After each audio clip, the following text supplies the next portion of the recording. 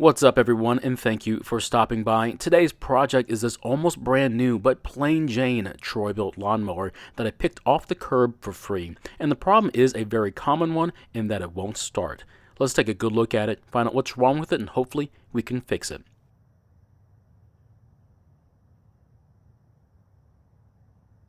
In this video, we try and repair this mower. However, it may not be the exact repair you need to make to yours.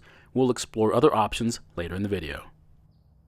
I saw another ad for a free mower, and the best part about it is I didn't have to drive across town to get it. That's because it was in the neighborhood right next to me. According to the GPS, it was less than 1 mile away, so I think it took me about 2 minutes to get there. When I got it home, I looked it over only to find out that it was in really good condition, so I had to wonder why they gave it away. If I recall, the ad said that the mower would not start, so let's hope they were right and there's nothing else wrong with it. There are a few reasons why a mower might have a starting issue, but the most common reason would be a fuel issue because, believe it or not, gasoline doesn't store for a very long time. The first thing I want to do is try starting it. That way we can see the problem firsthand. Before I do that, I want to make sure there's some fuel in the tank, and fortunately, it looks like we have plenty. I also want to make sure we have plenty of oil in the engine. That way if it does start, I won't hurt it because there wasn't enough oil in it. To get an accurate reading on the oil level, make sure you wipe the dipstick clean and then reinsert it back into the filler tube. And as you can see, the oil is barely touching the lower dot, and that means we're low, but it's more than enough for a test run. Now this particular engine has an automatic choke system that is closed for cold starts, so that means we just need to pull the rope to try and start it.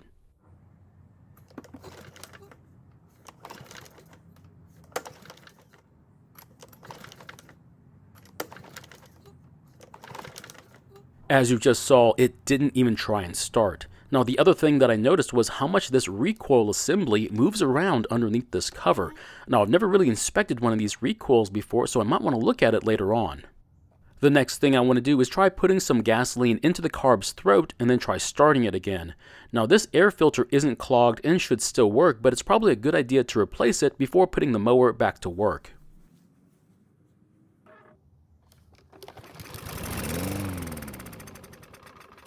So the good news is that the engine ran on the gasoline we put into the carburetor. That also means we have a working ignition system and it's not worn out due to wear or the lack of oil changes. The next thing I want to do is drain the gasoline from the tank. That way we can examine it for any contaminants and see if it's past its shelf life as well.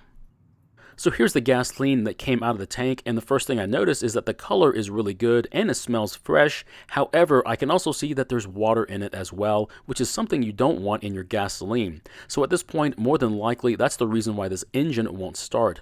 If we let it settle for a bit, you can see the water is finally collected at the bottom of the jar. Now that we know there's water in the gasoline, that means we need to remove the carburetor and get the water out of it. There's one more thing that I noticed. This is the throat on the carb, and what's strange is that the choke flap should be closed for cold starts, and as the engine gets hot, it should open. However, as you can see, it's already open, which it should not be. We'll have to figure out why it's doing that, otherwise starting this engine will be really tough without a working choke. The next step is to remove the top cover and the recoil, not only to check to see why it's loose, but it also makes removing the carb less risky. You'll see what I'm talking about here in a minute. So here's the recoil, and to my surprise, it's just held in by clips to the top cover, which explains why it has a tendency to move around while pulling on the rope. The fact that they don't use any fasteners just means it'll be quicker to install at the factory, but I can't see how this type of design is meant to last for a long time. This design isn't just for the recoil, as the fuel tank and the oil fill tube are just both slid into place without using any fasteners either. They were definitely trying to save time and money with these new mowers. Just as a side note, there are two small silver bolts that hold the carb to the air filter base. Then there are two slightly larger bolts that hold the air filter base to the engine. So try not to mix these up when you put them back on. I'm not sure what just happened, but when I loosened one of the larger bolts and removed this bolt, the choke flap has mysteriously closed by itself. The only thing that I could think of is that someone installed the air filter base incorrectly and was keeping the choke flap from closing. Now that the filter base is loose, it's now able to close like it should. With the filter base finally off of the engine, we can now see how the automatic choke system works. This is the lever for the choke flap, and there's a spring that returns it back to the closed position. The other lever is for the choke bypass that's attached to a thermostat connected to the muffler. To remove the carb, I'm going to pry the pivot for the bypass lever off the carb, but before we can pull the carb away from the engine, we need to disconnect the fuel line from the fuel tank. This is when we see the advantage in removing the top cover of the engine. Now the fuel line is very short, so trying to pull it away from the tank is very difficult and could damage the plastic ports on the carb or the tank. But with the top cover gone, I can now lift the fuel tank up and away from the carb, so there's less of a chance in breaking anything on either part. With the tank off, I can also drain the rest of the contaminated fuel out of it. After that, I'll leave it in the sun with the cap off so any leftover water will evaporate. You can see that there was definitely some water in the gasoline from this small sample. Once that's done, we can now slide the carb away from the engine and then turn it sideways so we can then disconnect the governor linkage off of it. I'll then see how much gasoline I can get out of the carb before we take off the bowl. I did take this opportunity to clean the dirt that was covering the carb so we don't get any of it inside it once we open it. To get inside the carb, start by removing these two bolts on the bowl. To remove the bowl, I'll start by prying it apart with a large flathead screwdriver, but this is when I noticed this mark that was left by the last time this bowl was removed. That means that someone else has definitely serviced this carb before. After getting the bowl off, you can see the last of the water come out of the carb and slide away on top of the gasoline that's soaked into the wood. Now there is a drain at the bottom of the bowl that would have done the same thing, but I also wanted to take this opportunity to inspect the main fuel jet for any blockages. As you can see, the main fuel jet is not blocked, as you can see through it, but I don't want to take any chances and I'm still going to run a wire through it just to see if it might be partially clogged. After running the wire through the jet, I can safely say there is absolutely no change to the opening, and that means I feel confident that the only issue that was keeping this engine from starting was the water in the gasoline and not a carb issue. The next step is to put the bowl back on the carb and reinstall it back onto the engine. There is only one way you can put the bowl back on, but I would still be careful when installing it.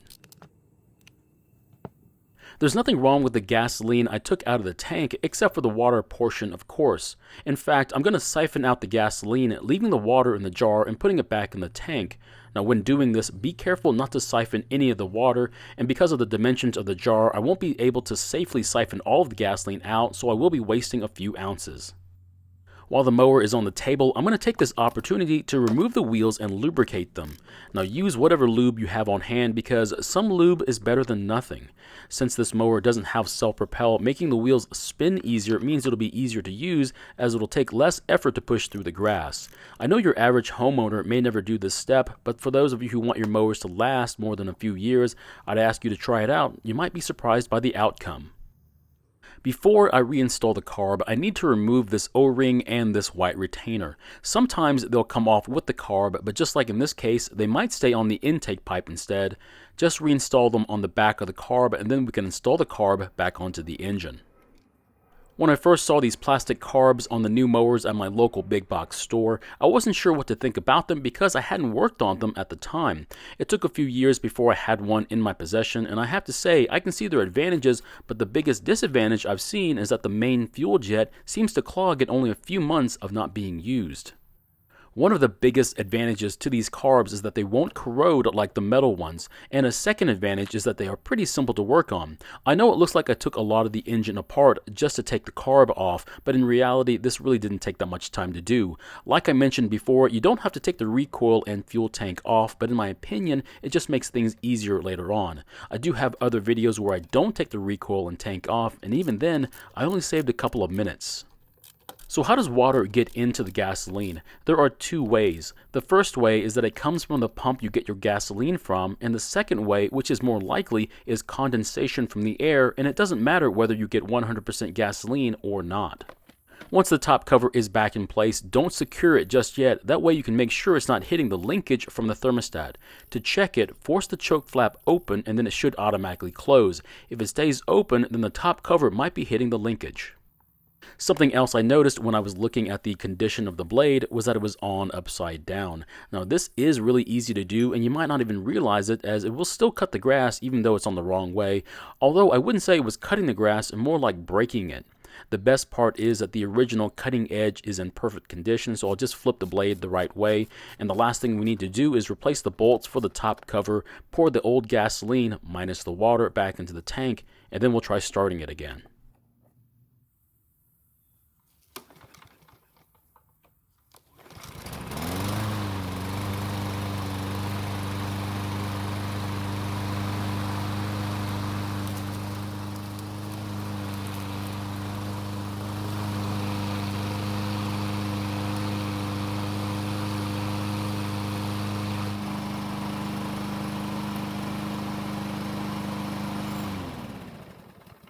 Luckily, it started and ran just fine, and it sounds really good for a 6-year-old lawnmower. So how do I avoid getting water in my fuel tank? Well, there's not much you can do about getting water from the pump, but you can buy a special funnel that will capture any water in the gasoline while pouring it into your tank.